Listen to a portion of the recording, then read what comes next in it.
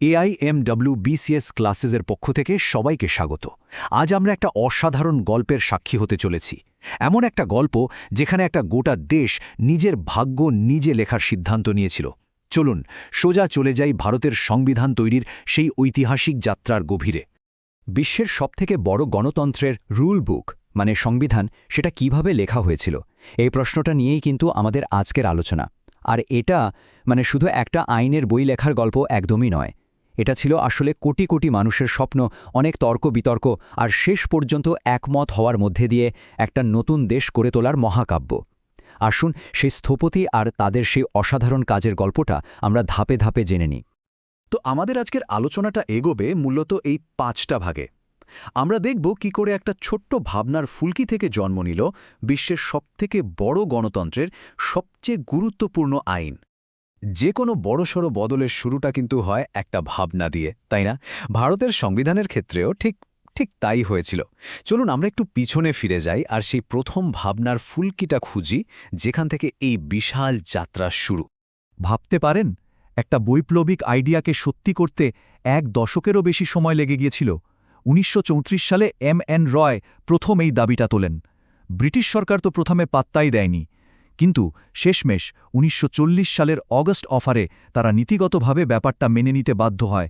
আর final স্টেপটা নেওয়া হয় 1946-এ, যখন ক্যাবিনেট মিশন প্ল্যানের আন্ডারে গণপরিষদের জন্য ইলেকশন হয়। প্ল্যান তো হলো, কিন্তু এই প্ল্যানটাকে বাস্তবে রূপ দেবে কারা? এবার পালা ছিল সেই সব স্থপতিদের এক জায়গায় আনার, যারা আসলে ভারতের ভাগ্যটা লিখবেন। তো ঠিক হলো, গণপরিষদের মোট সদস্য সংখ্যা হবে 389। আচ্ছা, এই 389 সংখ্যাটা কিন্তু এমনি ঠিক হয়নি।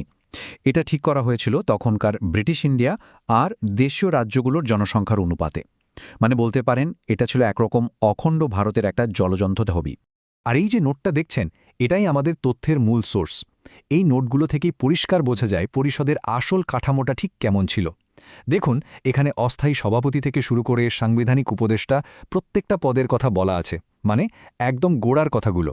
এত বড় একটা কাজ সামলানোর জন্য তো অভিজ্ঞ নেতৃত্ব দরকার, তাই না? তো ফরাসি প্র্যাকটিস ফলো করে পরিষদের সবচেয়ে সিনিয়র মেম্বার সচ্চিদানন্দ সিনহাকে বানানো হলো টেম্পোরারি প্রেসিডেন্ট। এরপর পার্মানেন্ট প্রেসিডেন্ট হিসেবে দায়িত্ব নিলেন ডক্টর রাজেন্দ্র প্রসাদ।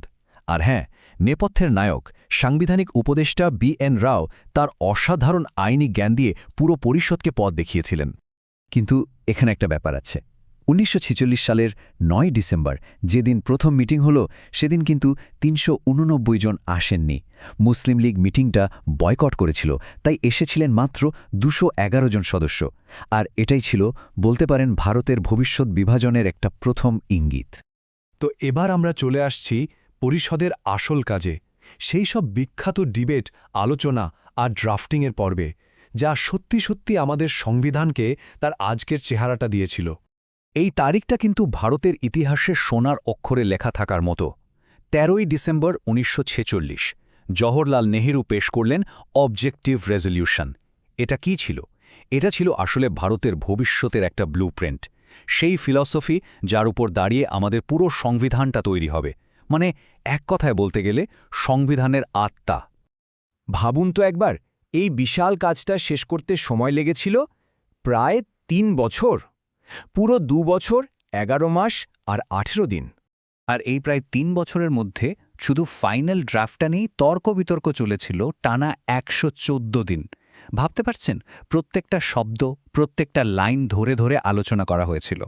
আর এই পুরো যজ্ঞের খরচ সেই সময় দাঁড়িয়ে প্রায় 64 লক্ষ টাকা।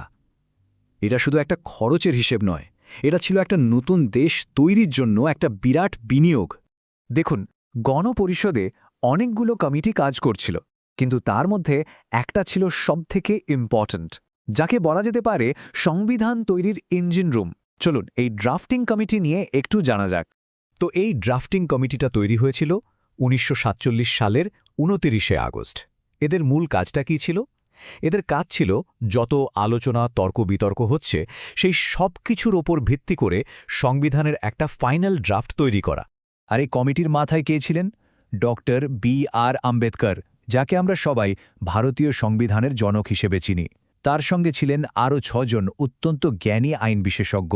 এই 7 জনের টিমটাই কিন্তু সমস্ত আলোচনাকে একটা ফাইনাল শেপ দিয়েছিল।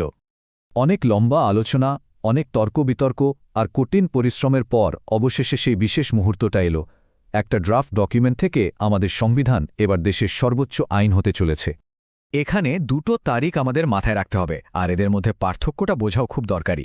দেখুন, আমাদের সংবিধানটা গ্রহণ করা হয়েছিল, মানে অ্যাডপ্টেড হয়েছিল ২৬শে নভেম্বর ১৯৪৯-এ, কিন্তু এটা পুরোপুরি চালু হলো, মানে কেম ইন্টু ফোর্স ২৬শে জানুয়ারি ১৯৫০ থেকে।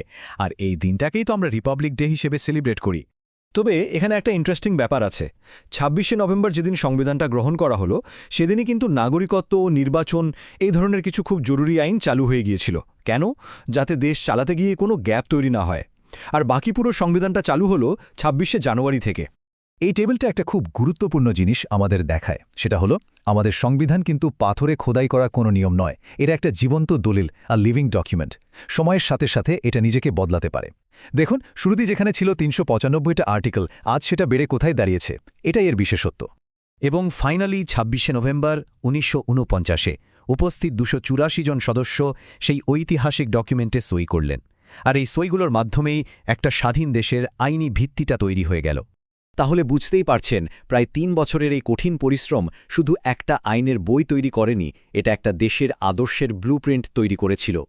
কিন্তু একটা প্রশ্ন তো থেকেই যায়, তাই না, যে স্থপতিরা এত কষ্ট করে এই আদর্শটা তৈরি করে দিয়ে গেলেন, আমরা প্রতিদিন আমাদের জীবনে সেটাকে কতটা সত্যি করে তুলতে পারছি?